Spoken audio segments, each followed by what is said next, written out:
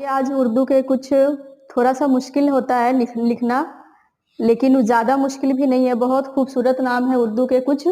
आज उसको लिख के देखते हैं। जैसे कि हमारे एक व्यूअर ने मुंबई से लिख के भेजा था, बहुत ही अच्छा नाम था, साहिबा जी और अजीजुर रहमान। तो आइए आज उसको उर्दू में लिख के देखते हैं।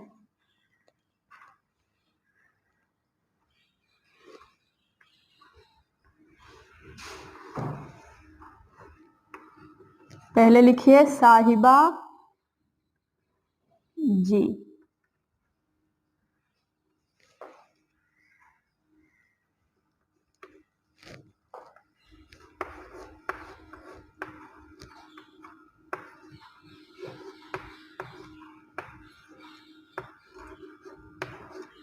साहिबा जी जी।